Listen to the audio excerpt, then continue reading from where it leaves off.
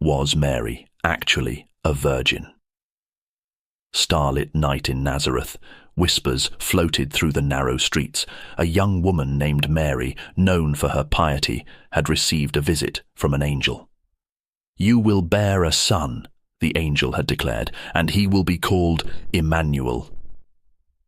In the town square, beneath the glow of flickering torches, an old man named Simon shook his head in disbelief. "A virgin mother? It's unheard of," he muttered to his friends, skepticism thick in his voice. But young Ruth, who had known Mary since childhood, spoke up. "But isn't that the point? It's supposed to be a miracle. The prophecy in Isaiah said, 'A virgin will conceive.' It's right there in the scriptures." Simon arched an eyebrow, intrigued despite himself. "A prophecy, you say? That makes this even more puzzling. Why her? Why such a miraculous sign?" Ruth's eyes shone with conviction as they walked through the market, the air rich with the scent of spices and fresh bread. It's not just about being a virgin, it's about what it symbolizes. Her purity, her faith. It's as if God chose her to show that something divine is happening. The market buzzed around them, people bartering and chatting, yet Simon and Ruth only grew more engrossed in their discussion. "So her virginity," Simon pondered, "it's a bridge then? A connection between the divine and us?" "Exactly," Ruth nodded, her voice full of awe. "She's not just any mother. She's a symbol of a new beginning, a living sign that heaven has touched earth." As they paused by a stall selling olives, Simon looked thoughtful. "And her story doesn't end with Jesus' birth, does it? There's talk of her life continuing to be a testament to this miracle." Ruth picked up an olive, turning it over in her hand. "Yes, many believe she remained a virgin all her life, a perpetual testament to the miracle that changed her and the world."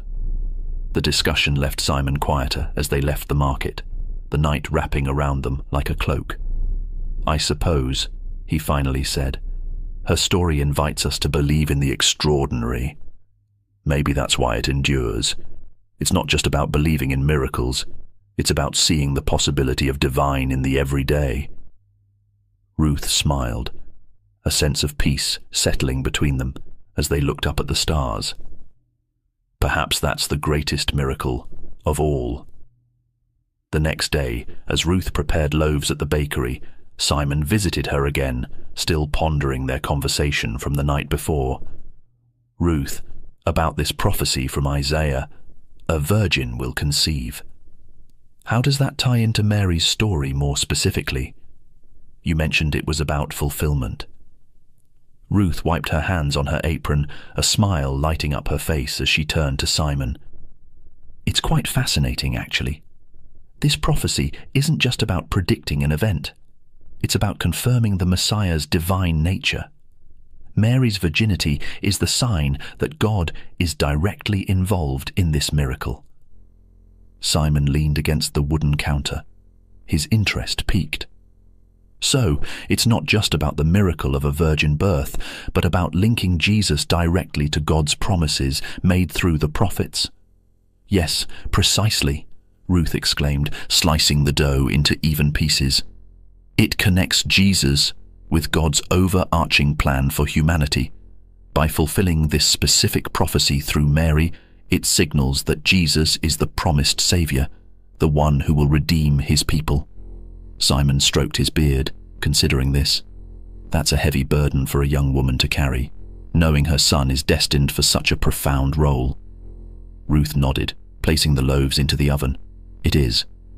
And that's why her faith is so celebrated. Imagine the strength it took to accept such a destiny, to be at the center of prophecy fulfillment."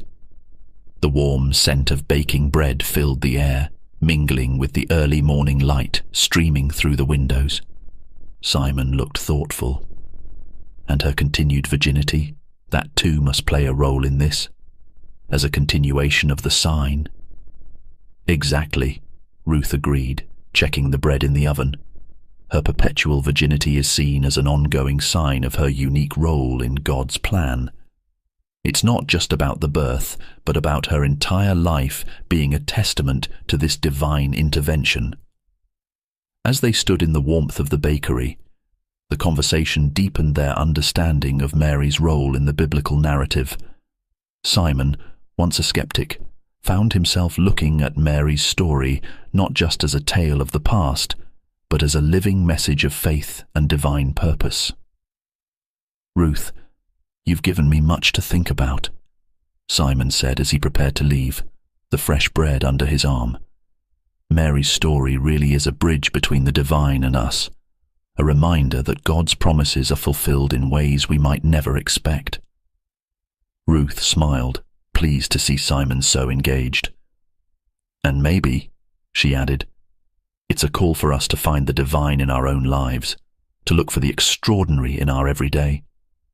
As Simon walked through the market, the conversation with Ruth from the day before continued to resonate in his mind. He couldn't help but ponder further the mysteries surrounding Mary, leading him to contemplate another profound aspect of her story, her mystical death. The next morning, he returned to Ruth's bakery, eager to continue their discussions. Ruth greeted him with a warm smile, the bakery once again filled with the inviting aroma of freshly baked bread. "Ruth, we spoke of Mary's life and the fulfillment of prophecies," Simon began, leaning on the counter. "But what about her death? How does that fit into this narrative of divine intervention and mystery?" Ruth paused, placing a tray of loaves on the cooling rack. "Ah, Mary's death, or rather, her departure from this world, is shrouded in as much mystery as her life. The scriptures are silent about the details of her death, which has left many to wonder and theorize about how she passed." Simon nodded, his curiosity deepening. "So, what do people believe happened?" "There are ancient traditions," Ruth explained, "that speak of the assumption of Mary, that she was taken up bodily into heaven. This belief isn't explicitly stated in the Bible, but it's a tradition upheld by many, suggesting a death unlike any other, a mystical transition from earthly life to heavenly glory. Simon considered this. A bodily assumption into heaven? That's extraordinary. It sounds like her life's mysticism continued right through to her death. Yes, it's seen as the culmination of her divine role, Ruth continued, slicing through another loaf. Just as her life was marked by divine choices, her departure was also beyond ordinary understanding. It symbolizes her purity and her critical role in the divine story, not just ending at death, but being transformed into a new beginning in the presence of God. This assumption, then, Simon mused, it's almost like a final validation of her life's sanctity and her unique role as the mother of Jesus. Exactly, Ruth replied. It's both an end and a continuation. Her being taken up into heaven is viewed as a continuation of her divine mission, an eternal testament to her faith and purity.